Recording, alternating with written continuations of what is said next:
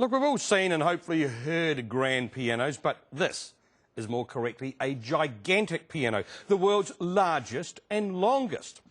The fact it was unveiled in a humble farm shed out the back of South Canterbury is different enough, but then there's the creator of this giant instrument, the amazing Adrian Mann. Now, he started on his masterpiece when he was just 16 and still at school.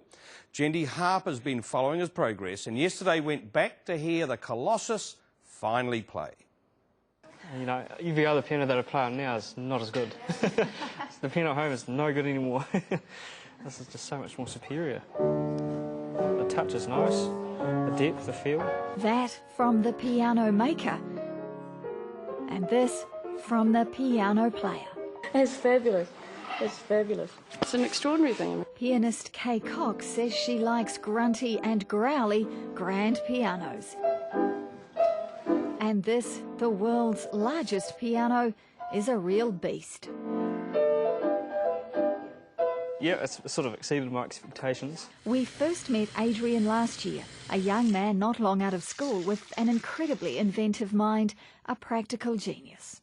They're actually just number 8 wire. The keyboard's an 85er, so it's got 85 keys. It's something like a 60-foot radius curve, which is supposed to withstand the down-bearing pressure of the strings. Comparisons were drawn at an early age to the late John Britton. One of his good teachers that taught him was a cousin of John Britton. So when she seen Adrian with his ideas and theories and things he made, she was so excited. She goes, you know, it just reminds me of my cousin. And she was a big help in his life. Adrian showed us the telescope he built from scratch. Gee, it's so crystal clear. South Canterbury's largest, and the piano he was making piece by painstaking piece. Adrian didn't set out to break records. He told us his project was all about sound. At yesterday's official unveiling, it was all about Adrian's accomplishment. His early prototypes. That's magnificent. That is beautiful. And here it was, and he bought it and he was so...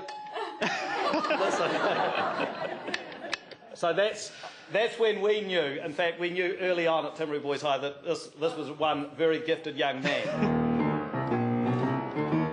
He began with a bit of Liberace, then listened with emotion as others tickled the ivories. And he thanked those who'd helped him, supported him, people like Peter and Jane Evans who gave over their farm shed to the piano project. I often hear it in the garden and it's just so bizarre but lovely, and the birds are singing and the chooks are crowing and things, and you just hear this piano coming from the shed. It's just amazing. Very, very gifted, and a pleasure. He worked on Craigmore for a year, our family farm, and he could do anything.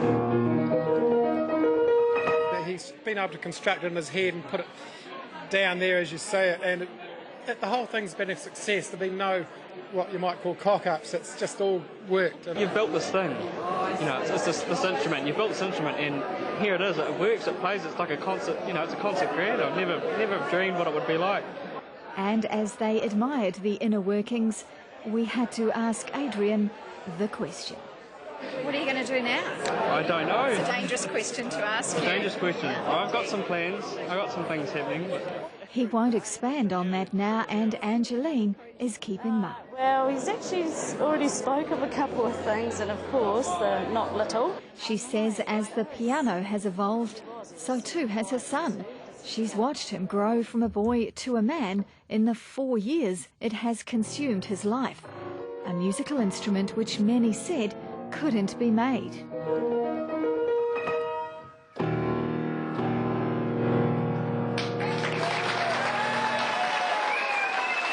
Adrian Mann, take a bow.